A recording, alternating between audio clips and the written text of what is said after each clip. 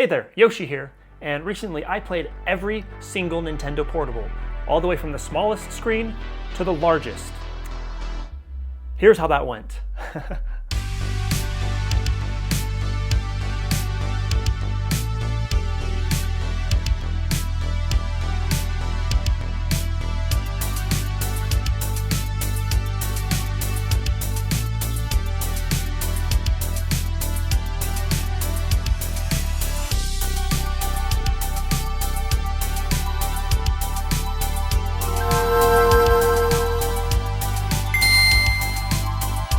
Coming in at the very smallest, at 2 inches, is the Gameboy Micro.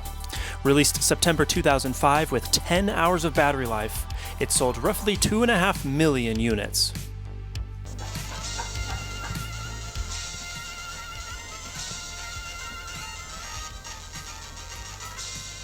I actually had the pleasure of picking this up on launch day. It was very exciting. See, back in my day, people wanted smaller and smaller gadgets, not bigger and bigger screens. So today is really different from the 2000s. Anyways, thoughts on the hardware. The Gameboy Micro is an incredible feat of technology. It's truly an awesome screen. My speakers are unfortunately a bit messed up, and the tininess was, unfortunately, a lot cooler when I was a kid. Today in 2026, 21 years later, my adult hands get a little bit cramped. And also the screen is just a bit small, but it is impressively sharp and crisp. It was also really cool that they had a bunch of face plates available. It was a great way to customize the look and feel of everybody's Gameboy Micro.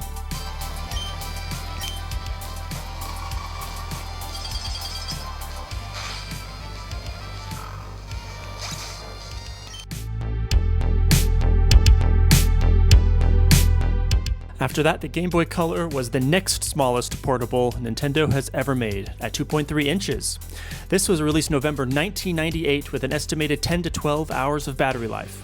Combined with the Game Boy family, this generation of hardware sold roughly 119 million units. Here are the top 5 games sold.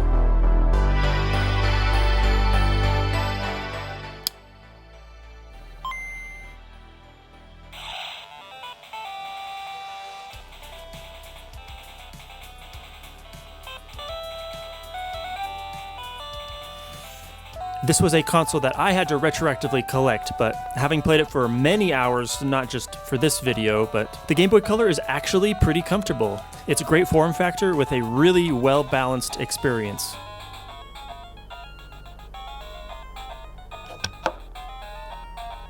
The buttons are a little bit mushy, and the screen isn't backlit or frontlit, so we need a direct source of light in order to see the screen.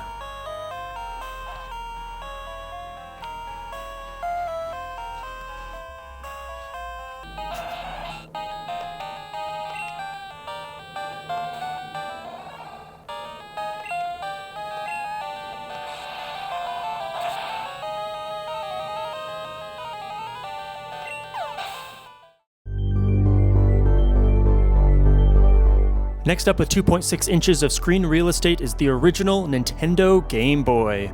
Released July 1989, it has an estimated 10 to 15 hours of battery life.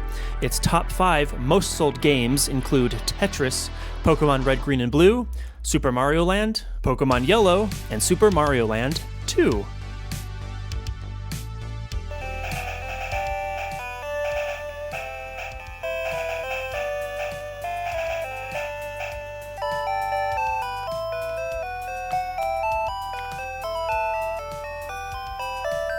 Thoughts on the hardware. The Game Boy is actually surprisingly comfortable to hold. It's fairly lightweight despite its bulk, and its speakers are actually awesome. They're super loud, they're super clear, they're very easy to listen to.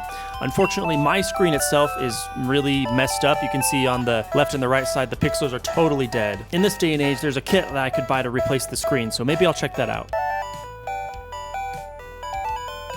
And of course, the screen itself isn't anything special, like it's big enough, but having this Matrix-style green tint to everything is, well, I don't know, I don't think it looks very good. For its time, it's pretty okay.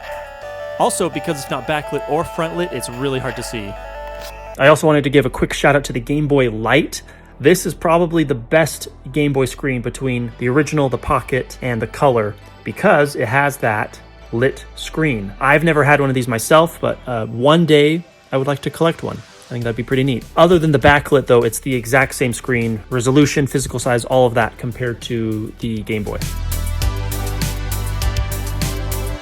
Coming up next with a 2.9-inch screen is the Game Boy Advanced and the SP, my first Game Boy ever. Originally released in 2001, the SP was released March 2003. With an estimated 10 to 18 hours of battery life, the original sold 35 million and the SP sold 43 million, including 3 of them to me.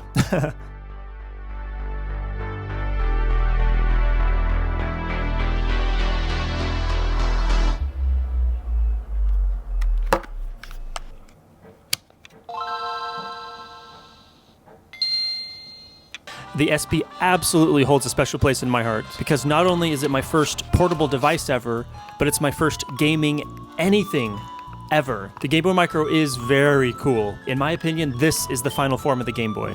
If you want to collect any Game Boy and you can only do one, skip the Game Boy, skip the Color, skip the Advanced, skip the Micro, get the SP. In terms of ergonomics, by today's standards, it is a little bit thin, but it is also very light, thin. The screen is great, and the battery lasts kind of forever. One note, the SP does not natively support headphones, which is a little weird, so it does need an adapter. I also love how the clamshell design protects the screen, and it folds down really, really tiny. Unfortunately, when you fold it, it doesn't pause the game. That feature didn't come until the DS later on. Everything about the Game Boy SP screams perfection. Coming in at just barely a 1/10 of an inch bigger, the Nintendo DS and the DS Lite each have 2 3-inch screens, the bottom one being a touchscreen. Roughly 15 to 19 hours of battery life. The original was released November 2004, with the Lite revision coming out July 2006. The DS family remains Nintendo's #1 highest-selling product at 154 million units. The top 5 games sold include New Super Mario Bros., Nintendogs, Mario Kart DS, Brain Age, and Pokemon Diamond and Pearl.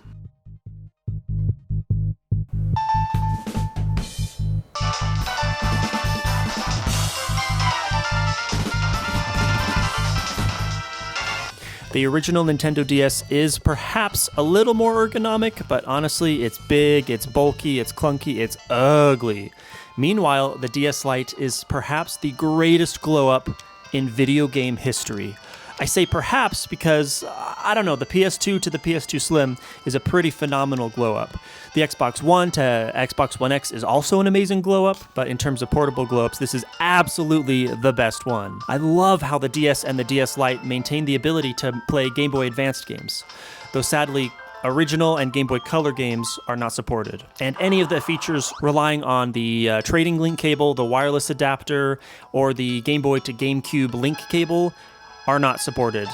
This is the GOAT of all portables, not just because of its Game Boy Advance compatibility, but because it's the first to have a touchscreen, it's the first to have 2 screens, it's the first to have a microphone, and it's the first wireless built-in. So many things about this device changed portable gadgets forever. I have tons of fond memories of being super hyped that Mario Kart DS was the first online game ever supported by Nintendo. The day that that came out, instead of taking the bus home, I walked all the way from middle school to the GameStop to pick it up, and then I hung out at McDonald's to use their free Wi-Fi until it got dark before I walked home. Gosh, guys, it was just so freaking cool. I think my favorite thing about these devices is the battery life. You could be in the middle of the game, close it, could forget about it for a month. You come back and open it up, and guess what? Your DS is still fully charged, and your game is right there, ready to go. The next biggest screen is the DSi, with a pretty impressive 3¼ inch dual screen setup. Originally released April 2009, the DSi has a rated 9 to 14 hours of battery and sold 28 out of 154 million DS units.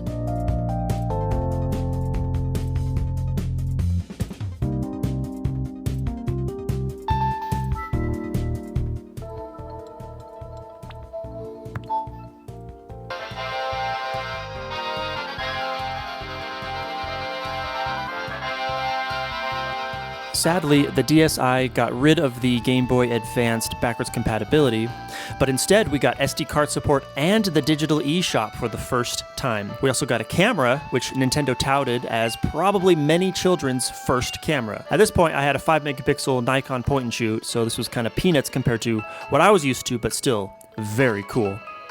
Also, these speakers are very loud and precise. Games sound really, really good on these speakers. Somehow, the screen was even brighter, and despite being even bigger, everything looks just as good and crispy as the smaller DS screens. Handling this device actually feels very premium. The edges are nicely rounded, and the plastic is pretty darn durable. Also, just as a bonus, this happens to be my favorite D-pad and face buttons of any Nintendo ever made, even now in February of 2026. Guys, these buttons are so good, holy cow.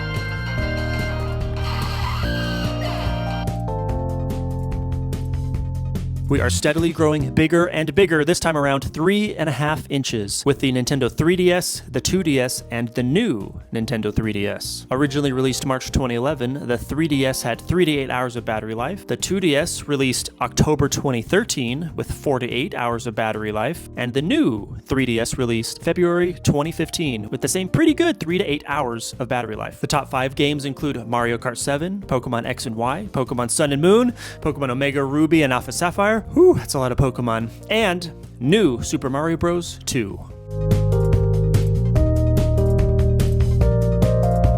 Alright, thoughts on the hardware. The 3DS could not have landed at a better time because I absolutely love stereoscopic 3D. Oh, so very much. So this was very, very amazing to have a little 3D screen in my pocket. I really liked how you could turn it on and off at any time, as well as adjusting the amount of 3D that you wanted. Some people didn't like the 3D, and that's totally fine because guess what? You never had to turn it on if you didn't want to. It's brilliant. With the original 3DS, however, there was a specific angle that you had to hold it at. The 3D only worked at just that one angle. Despite that, I really loved it. The 2DS is a bit awkward, but actually, it's incredibly durable. I bought one just to mod it so I could capture video, so yeah, that's why I have that.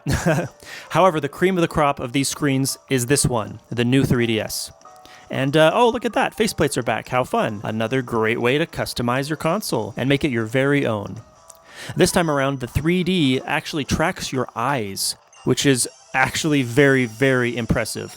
So this time there is no sweet spot. You can hold it however you want to hold it, and you always get the great 3D effect. I also really like the extra shoulder buttons and the extra analog nub thing. It makes some games like Resident Evil really fun to play. The build quality on this, I think, is the absolute best. These rounded edges are super comfortable, and the buttons are also very similar to my favorite buttons on the DSi.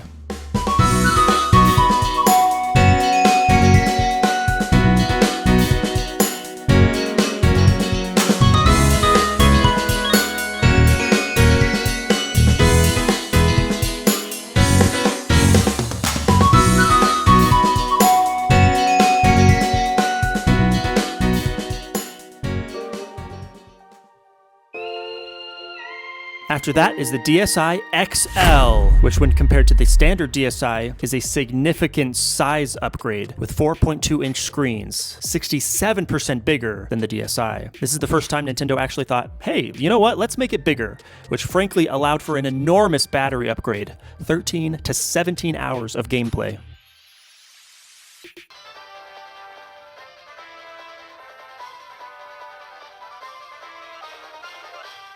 This isn't a DSi, and I actually don't have a DSi XL, and I'm pretty sure I've never even touched one. I honestly don't know.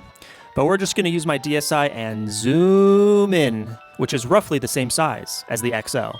Unfortunately, I don't have any commentary on the XL because I've never used it.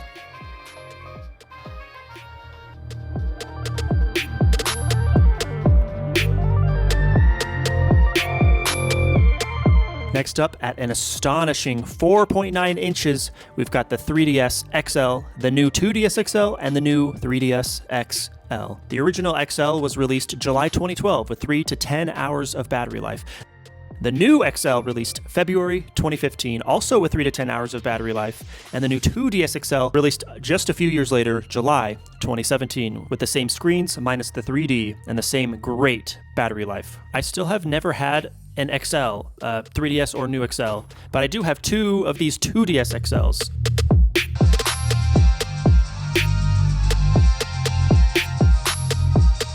As mentioned previously, the 2DS XL unfortunately forgoes the 3D effect, but man, this screen is actually really, really nice. The whole unit is also much lighter than you'd expect, and the smooth, rounded corners and edges actually make this a very comfortable long-term gaming experience. The speakers are fine, like they work, okay, but their positioning is super awkward, firing down into your hands and your lap.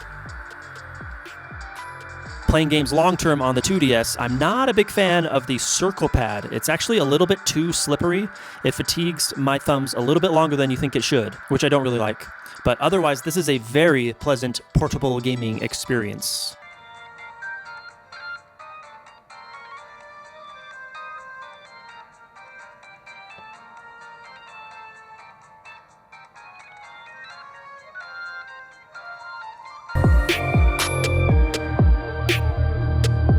The next biggest screen is the Nintendo Switch Lite at 5.5 inches. Released September 2019, the Switch Lite has 3 to 7 hours of battery life and has sold roughly 25 out of the 152 million.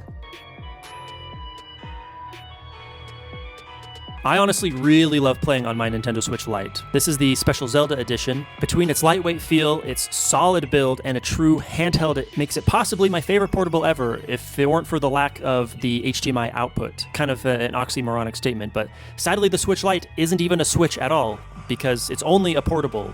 It's a good portable, but it can't switch to the TV. Thankfully, modifications exist, so I could totally go out and buy an HDMI mod for the USB-C port and do just that. So, you know, maybe I will. Aside from that, another big downside is the lack of detachable Joy-Cons or a kickstand, which makes it feel a little limited for multiplayer and versatility. I also don't care too much for the buttons. The buttons are a little tall and floaty for my liking, but otherwise, man, this is seriously so close to being the perfect portable. Next, with 6.2 inches, is everyone's favorite, the Nintendo Switch. Originally released March 2017, it has 4 to 9 hours of battery life and has sold 96 million out of the 152 million Nintendo Switch units. The top 5 games include Mario Kart 8, Animal Crossing, Super Smash Bros., Breath of the Wild, and Mario Odyssey.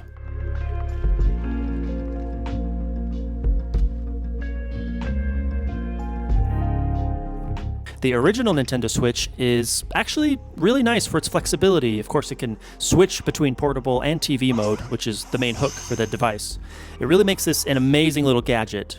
You can also completely detach the Joy-Con controllers, and there's a kickstand as well, which makes it flexible for multiplayer gaming at home and on the go. Obviously, the Nintendo Switch is a really solid gaming device, but it is a bit bulky. The LCD screen and battery life aren't that great. You could fully charge them, for example, but if you don't play them when it's unplugged, you come back in a couple of days and it's totally dead, which is kind of dumb. I don't know what's up with modern consoles and modern devices not lasting, because batteries used to be really good and now they're just not, but nah, I digress. I'm not a huge fan of how tiny the Joy-Cons are. It definitely cramps my hands just a little bit.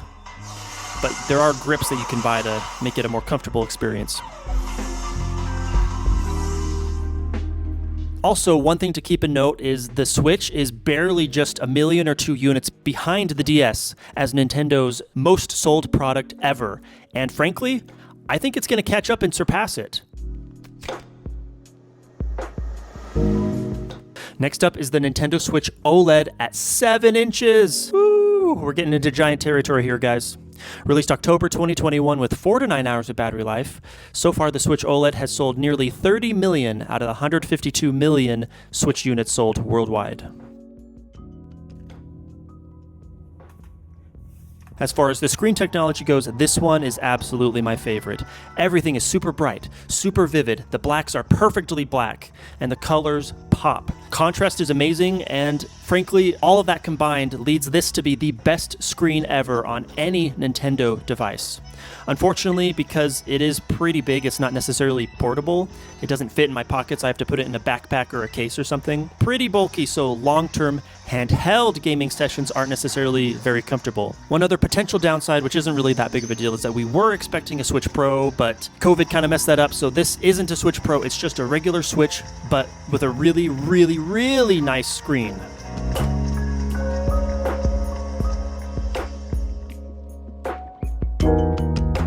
Really quick before we get to the biggest Nintendo screen ever, I wanted to take a few minutes to note some honorable mentions. First of all is the Virtual Boy. This is a weird one because it's a portable, but it's not really that portable. Each eyepiece is roughly 1 inch, but it looks quite a bit bigger because of the whole VR thing. According to ChatGTP, looking through this headset is roughly equivalent to looking at a 16 to 22 inch display. Although we're not actually looking at a screen, we're actually looking directly at light vibrating off of an oscillating mirror. The Virtual Boy has 4 to 7 hours of battery life, was released July 1995, but sadly only 700,000 were sold and was discontinued 6 months later.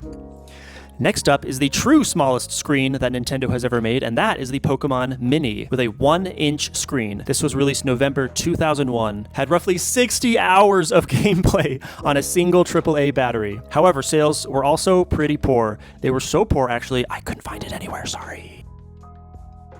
And last but certainly not least is the Wii U gamepad. I know it's just a controller. I know it's tethered to the Wii U, but it has a screen and it has a battery, so it counts. Same as the Nintendo Switch, it has a 6.2 inch screen. This released November 2012. The gamepad had roughly 1 to 5 hours of battery life, and the Wii U itself sold 13.5 million units. All right, you ready for the #1 biggest screen? Let's go! And finally, rounding up the rear, the largest screen ever on a Nintendo device is the Nintendo Switch 2 at 7.9 inches. We're just going to round it up to 8 inches though, so yeah. This was released just about 6 months ago in June 2025, and honestly, it's still so new, we don't have numbers for it. We know that it's sold over 12 million units so far, and likewise, we don't know any data for the games. Nintendo literally today, I'm just about to post this video. Is that camera? Nintendo just dropped a bunch of numbers. Boom, here they are. Yeah, Nintendo Switch 2 units, 17.4 million in just 6 months. That is pretty darn cool if you ask me. That's a good number. And, well, what do you frickin' know? Nintendo Switch hardware has sold 155.4 million units. February 3rd, the Switch is the highest selling product ever, and I think it's still gonna get higher than this, honest. Will it catch up with the PS2? I don't know, time will tell. How long has this website been here? I don't know. Wii U, 13.5 million, 3DS, 75, basically 76 million. That's crazy. Wii, 101.6. The Nintendo DS family, 154. Wow, 154 to 155. That's crazy. 1.5 billion games, right? That's what that means, right? That's crazy. By the way, totally loving this lime green Nintendo DSi. I think I want to buy one. Titles, oh look. So we got an update on the games too. Okay, so Mario Kart World officially 14 million. Donkey Kong Bonanza 4.25 million. Pokemon ZA 3.9 million. Does that also include Switch, or is that just the Switch 2 edition? I don't know. Kirby Air Riders 1.76 million. I wonder, is there data for third-party games? Because I understand that Cyberpunk sold fairly well, is selling fairly well. I plan on picking it up on the Switch, and I haven't played it yet on any other console. They only have first-party games. My early impressions highlight the much stronger performance. The 120Hz screen looks so good. Honestly, more frames is much more impressive than more pixels. It's not an OLED, but the way it's calibrated, I think it looks almost just as good. Like, this is a Series S/PS4 Pro in terms of power, which cramming that down into a little tablet is absolute insanity. Because of the even bigger size and the even more processing power, there's a lot more heat and weight that hinders the portable experience. One thing I will say, the Joy-Cons are so much better. They're still pretty thin, but the analog and the buttons are really premium and really nice. And that about wraps up this experience. That was every single Nintendo portable, from the smallest screen to the biggest screen. Fun fact, you can fit 16 Gameboy Micro screens into a single Switch 2. Crazy. Should we do a montage?